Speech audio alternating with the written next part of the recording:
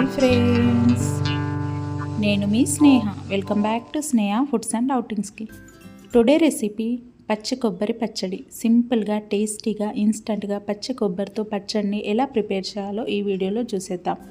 అప్పుడప్పుడు టెంపుల్లో టెంకాయ కొడుతూ ఉంటామండి. అది ఇంటికి తెచ్చిన తర్వాత వేస్ట్ అవ్వద్దు అంటే నేను చెప్పే విధానంలో పచ్చి కొబ్బరి పచ్చడిని అయితే ప్రిపేర్ చేసుకోండి.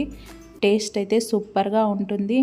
అలాగే ఈ పచ్చడి వచ్చేసి దోశలోకి, ఇడ్లీలోకి కాంబినేషన్గా కూడా చాలా బాగుంటుంది. వీడియోని అయితే ఫస్ట్ నుండి లాస్ట్ వరకు స్కిప్ చేయకుండా అయితే చూసేయండి.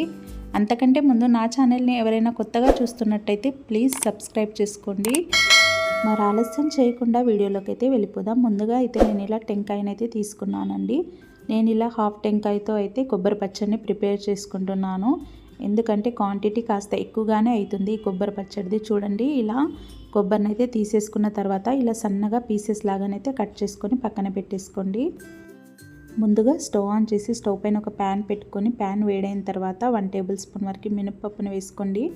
అలాగే 1 టేబుల్ స్పూన్ శనగపప్పు, 1 టేబుల్ స్పూన్ ధనియాలు, అలాగే ఒక 4 to 5 వరకు మెంతుల్ని వేసుకొని ఇలా దూరగా ఫ్రై చేసుకోవాలి. మరి ఎక్కువగా కాకుండా కాస్త ఫ్రై చేసుకుంటే సరిపోతుందండి. ఇలా దూరగా ఫ్రై అయిన తర్వాత ఒక ప్లేట్లోకి అయితే తీసేసుకుందాము. ఇప్పుడు ఇందులోనే 2 టేబుల్ స్పూన్ వరకు ఆయిల్ని వేసుకుందాము.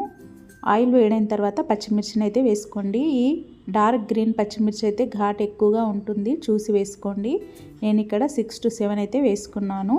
చూడండి, ఇలా పచ్చిమిర్చి బాగా ఫ్రై అయిన తర్వాత ముందుగా కట్ చేసి పెట్టుకున్న కొబ్బరి ముక్కల్ని కూడా ఇందులోనే వేసేసుకుందాము.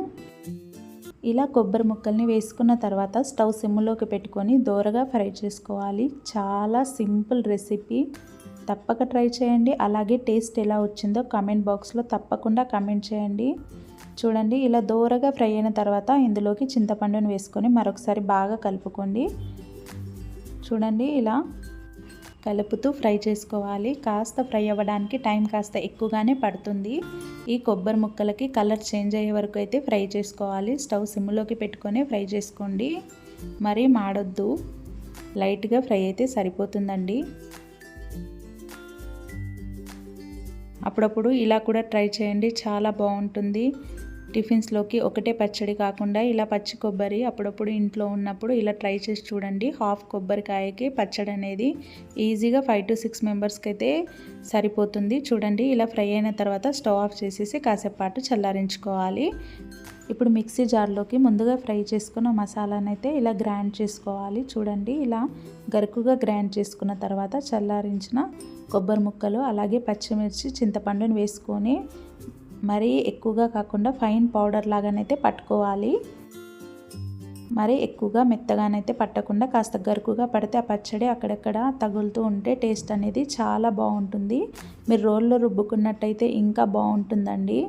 నేనైతే ఇక్కడ మిక్సీలోనే చేసుకుంటున్నాను. ఇప్పుడు ఇందులో 3 వెల్లుల్లి రెబ్బల్ని వేసుకున్నాను. అలాగే రుచికి సరిపోయే సాల్ట్, 1/2 టీ స్పూన్ వరకు పసుపు, అలాగే కొత్తిమీరని వేసుకోండి. కొత్తిమీర ఎంత వేసుకుంటే టేస్ట్ అంతా బాగుంటుంది. ఇప్పుడు చూడండి, ఇలా గరుకుగా గ్రైండ్ చేసుకోవాలి. మీరు వెల్లుల్లి వద్దనుకుంటే స్కిప్ చేసేయండి. ఇలా మొత్తం ఒక బౌల్లోకి అయితే తీసేసుకుందాము. ఇలా మొత్తం ఒక బౌల్లోకి తీసేసుకున్న తర్వాత పోపుకైతే ప్రిపేర్ చేసుకోవాలండి. ఈజీగా ఈ కొబ్బరి పచ్చడి 1 వీక్ పాటు స్టోర్ చేసుకోవచ్చు, ఏదైనా గ్లాస్ బౌల్లోకి పెట్టుకొని. ఇలా మొత్తం ఒక బౌల్లోకి తీసేసుకున్న తర్వాత ఇప్పుడు పోపుకైతే ప్రిపేర్ చేసుకుందాము.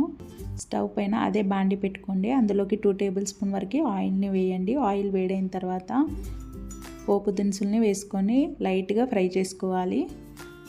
వేడివేడి రైస్లోకి కొబ్బరి పచ్చడిని వేసుకొని కాస్త నెయ్యి వేసుకొని తింటే సూపర్గా ఉంటుందండి టేస్ట్. చూడండి, ఇలా పోపు దినుసులు వేగిన తర్వాత ఇందులోకి ఒక ఎండుమిర్చిని అయితే చించి వేసుకున్నాను. అలాగే 2 రెమ్మల కరివేపాకును వేసుకొని ఇలా బాగా ఫ్రై చేసుకోండి. ఇలా మొత్తం ఫ్రై అయిన తర్వాత స్టవ్ ఆఫ్ చేసేయండి. ఇలా స్టవ్ ఆఫ్ చేసేసి ముందుగా ప్రిపేర్ చేసి పెట్టుకున్న కొబ్బరి పచ్చడిలోకి వేసేసుకోవాలి. అంతే అండి, ఇలా వేసేసుకున్న తర్వాత ఒకసారి బాగా కలుపుకొని ఏదైనా బౌల్లోకి సర్వ్ చేసుకుంటే వేడివేడి పచ్చి కొబ్బరి పచ్చడి అయితే రెడీ.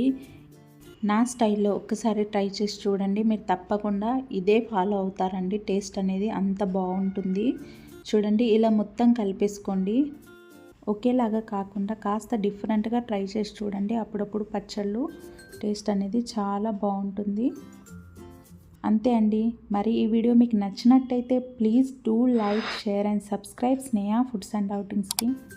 అలాగే పక్కనున్న బెల్ ఐకాన్ని ప్రెస్ చేయండి. అలా ప్రెస్ చేస్తేనే నేను పెట్టిన ప్రతి ఒక్క నోటిఫికేషన్ మీ వరకు వస్తుంది. Thank you for watching.